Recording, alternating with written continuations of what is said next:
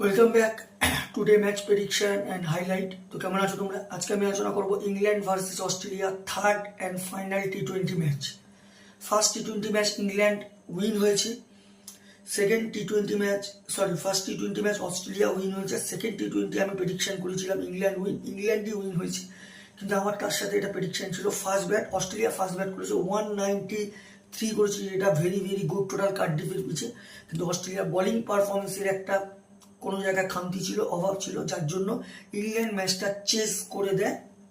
তো এটা ফাইনাল টি-20 ম্যাচ, যেটা যদি আমি ডেট বলি, আজ 15 সেপ্টেম্বর 2024 ইন্ডিয়ান টাইম সন্ধ্যে 7টা PM, আর কিছু ঘন্টা পর খেলা, সন্ধ্যে 7টা PM 7 PM এ খেলা। আমি যে সময় ভিডিও করছি ওই সময় 5টা 35 বাজে বিকেল।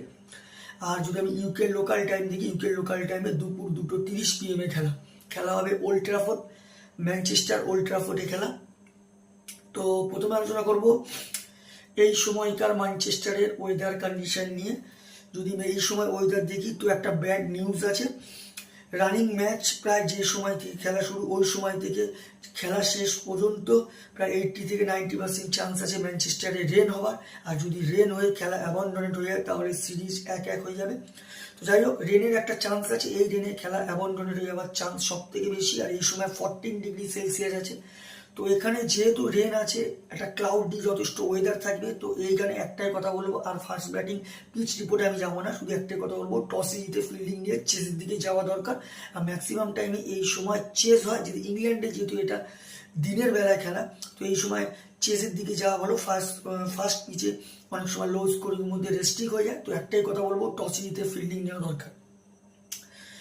ইংল্যান্ডে যদি আমি প্রেডিক্টেড 11 দেখি, Philip Salt captain cum wicket keeper, Will Jacks, Jordan Cox, Liam Livingstone, Jacob Bethell, Sam Curran, Jamie Overton, Jofra Archer, Adil Rashid, Saqib Mahmood, Reece Topley.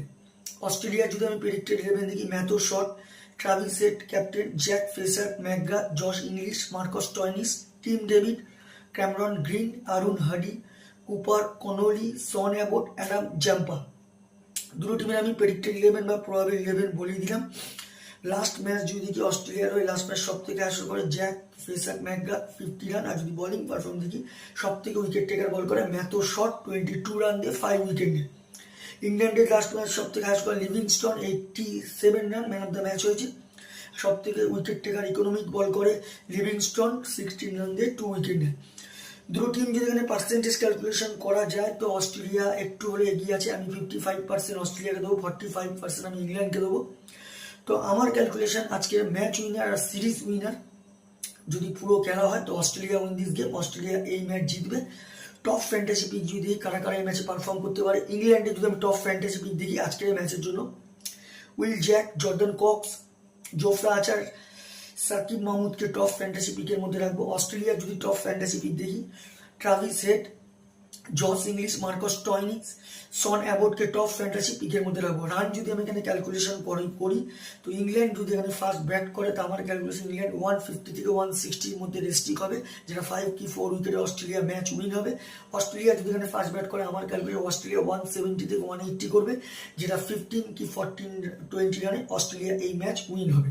তবে একটা কথা বলি, ম্যানচেস্টারের পিচ এমনই একটা পিচ, যদি কোনো কারণে 180 প্লাস হয়ে যায় তাহলে ডিফেন্ডেবল টোটাল হয়ে যাবে, গুড স্কোর হয়ে যাবে, চেস করা টাফ হয়ে যাবে। মোটামুটি সেকেন্ড ব্যাটকে যদি এই টসে জিতে ফিল্ডিং নিয়ে ম্যাচ জিততে হয় তো 170-র মধ্যে রেস্ট্রিক্ট রাখতে হবে, তাহলে চেসেবল স্কোর হবে। তো ভিডিওটি ভালো লাগলে লাইক করো, শেয়ার করো, কমেন্ট করো আর সাবস্ক্রাইব করো। বাই।